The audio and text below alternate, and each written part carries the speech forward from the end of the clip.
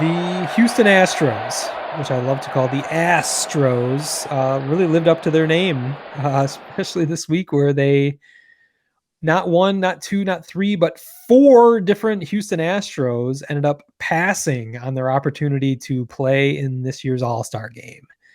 Hence, there were 0 Houston Astros in this year's All-Star game, which is basically a slap to the face of all fans, Astros fans, all baseball fans, a slap to the face of baseball, if you ask me. These are all individual decisions, of course, and they all had their reasons. You might say excuses. You might call it complete bullshit.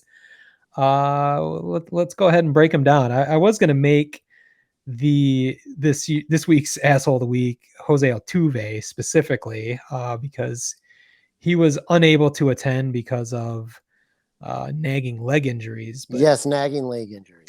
Those leg injuries didn't seem to really be bothering him when he hit a walk-off home run to beat the Yankees on Sunday, at which point his teammates ripped off his jersey. There's a whole subtext of that has to do with 2019 and 2017. Sure yeah. It's all very gross, but it's all obvious that Jose Altuve wanted nothing to do with the barrage of questions he would be asked on a national stage about that and the past transgressions of the Astros.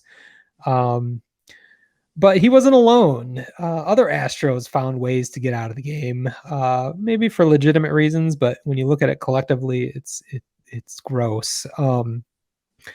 Another example is Carlos Correa, who actually I want to be a Tiger next year, but I'm not sure about his character, the way he has portrayed that over the last couple of years. I guess if you can help your team, I'll sell out for that. But he's first. Carlos Correa said that he couldn't attend because his wife was pregnant, and kind of made it sound like she was going to, scheduled to give birth this week, where that's not the case at all.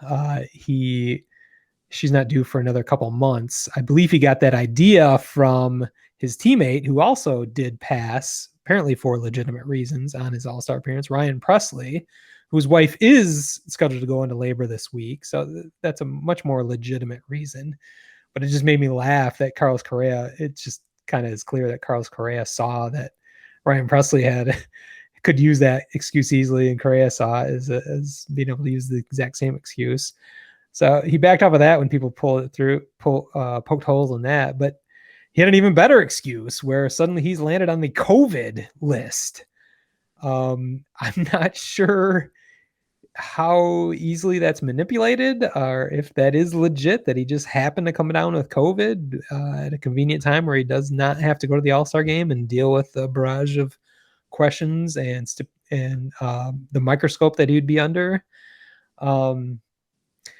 I don't know. It's hard to say if he really did test positive for COVID, or if it was a contact tracing, or just convenient move by the Astros to get him out of it.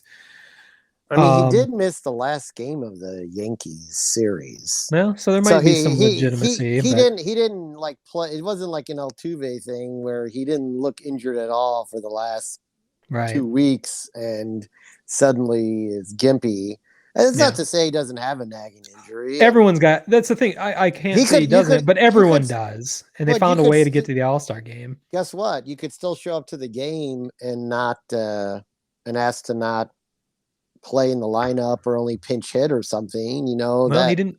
Yeah, exactly. And same goes for Michael Brantley, and I'm throwing him in there too for the same reason. Yeah. He said he had nagging side oblique issues or whatever, but suddenly he can't even get to the All-Star game, where Kyle Schwarber's not playing in the game, but he found a way to get to the All-Star game even though he's hurt. He was there, he reveling in how much, just a celebration of baseball, a way to promote the game that has made all these guys generationally wealthy.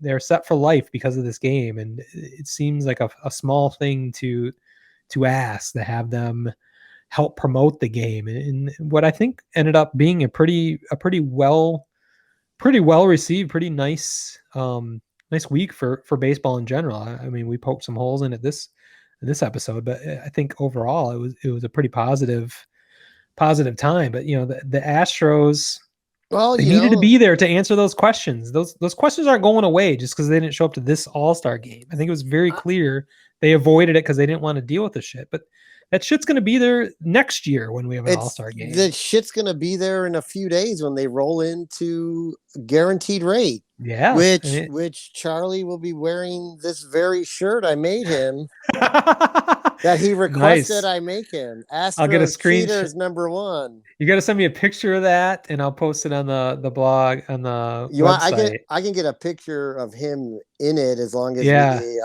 blur out his face or something. But... Maybe just the T-shirt. Let's just do that. Okay, so yeah, I mean, I think it goes down too to their fragile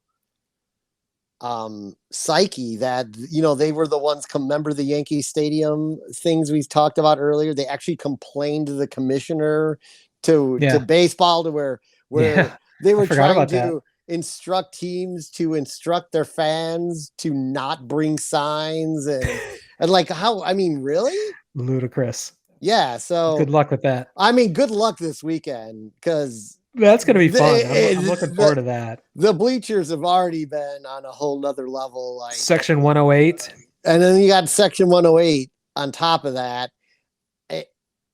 Good luck, Astros. It's good. It's going to be fun. It's going to be a fun Saturday night. So, well, I think that makes it easy. I won't isolate one Astro as asshole of the week, but I think we can say the collective Astros are assholes of the week.